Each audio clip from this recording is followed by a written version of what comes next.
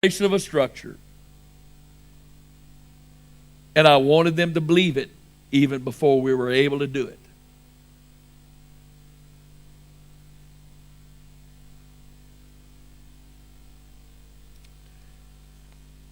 Oh, praise God. This next page or so simply shares with you how this structure answered those first three questions I asked a long time ago today for Antioch. You can read them later for yourself. I'm going to close. It is not possible, Pastor Timothy, to implement all of this overnight. In fact, you need to be patient and you need to be deliberate. But you have to preach it. You have to cast the vision. You have to communicate it from every possible scriptural angle that you can. These notes are the compilation of the things God gave me that I preached over the years to Antioch to get it ready to do this. All this stuff.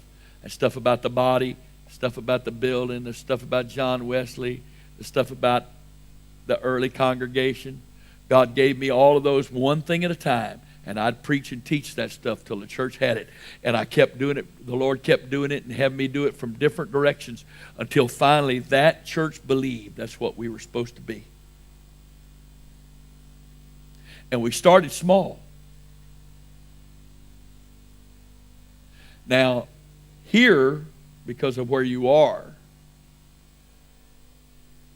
my recommendation, unless the Lord specifically tells you differently, would be to try to get the care ministry established here, to get the mother dimension of leadership established while you are training and preparing people to begin to lead congregations.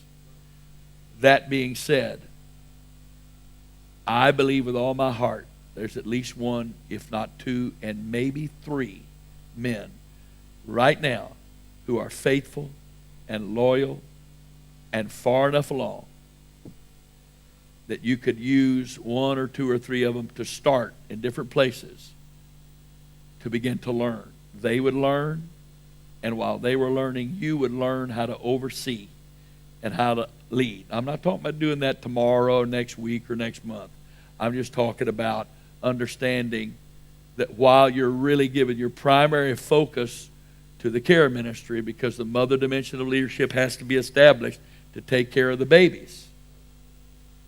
It is possible. But see, in my opinion, that's the divided services are for the purpose of evangelism.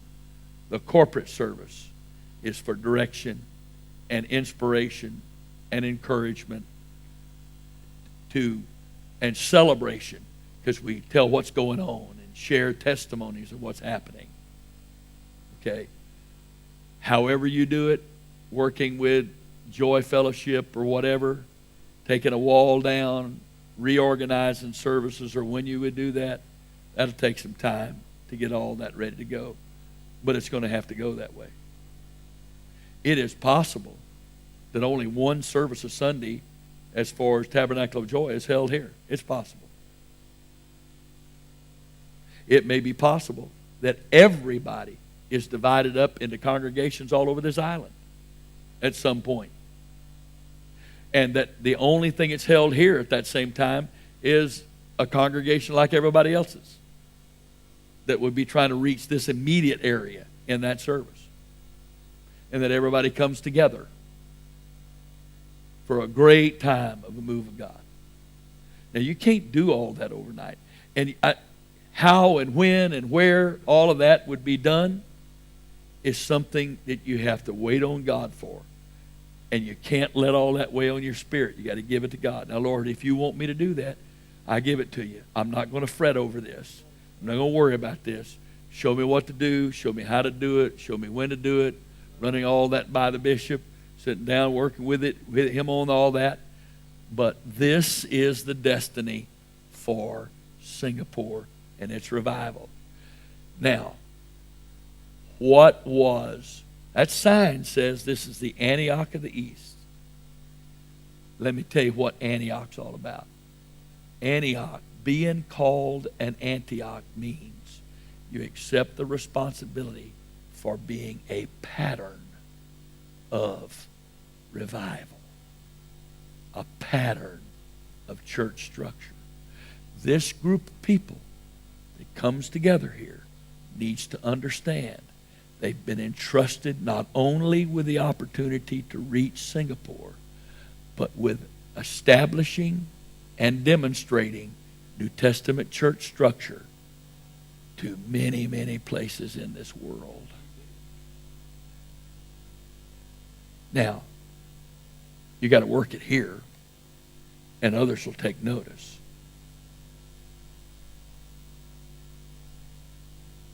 The Lord wants to do it.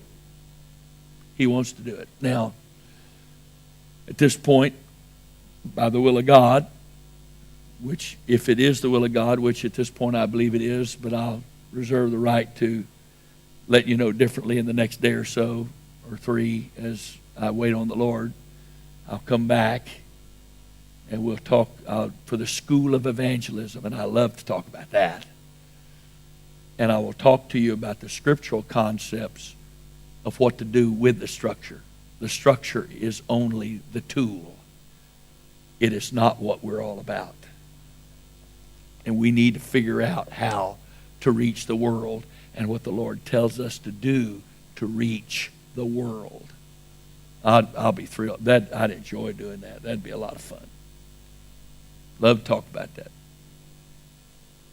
Praise God. But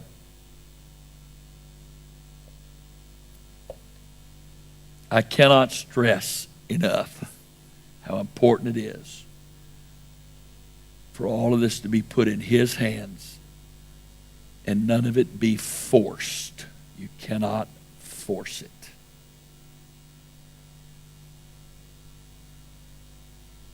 But you can immediately start casting the vision and training. Now, you got a lot of, I walk through, I'm amazed at all the training and stuff you guys got going. All that's good. But most of that is pretty general training. There has to be another session set up where you take those who are going to be care group leaders and teach them how to be care group leaders, teach the mother dimension, how to be the mother dimension of leadership, and then there's got to be another type of training setup where those that have the potential, that potentially are called to be elders someday, either those that are already elders or about to be elders or potentially are elders, could begin to be trained and equipped for that. And those are things that can be done right now, depending on how long it is. Now, I don't know if I'm opening a can of worms here, if you even know what that slang is. I personally believe that women can be in the ministry. I do not believe that women can pastor. In the sense that I don't believe a woman can be the leader of an autonomous church. But in this structure, where there is a bishop, where there is oversight, where she is answering to authority, a woman can lead a congregation. We almost did that once, but the husband balked because he wanted to go to her congregation, and I said, absolutely, 100% no. God is not the author of confusion, and you're not going to attend the congregation that your wife is the authority over, even though the authority is delegated authority from me. She's not usurping anything, because in the home, she's supposed to be submitted to you. Now, are you going to be submitted to her in the church, or are you going to try to run that church behind the scenes? Not having it. He balked. She understood. We didn't do it. But there will be a day And there will be a situation, whether it's a single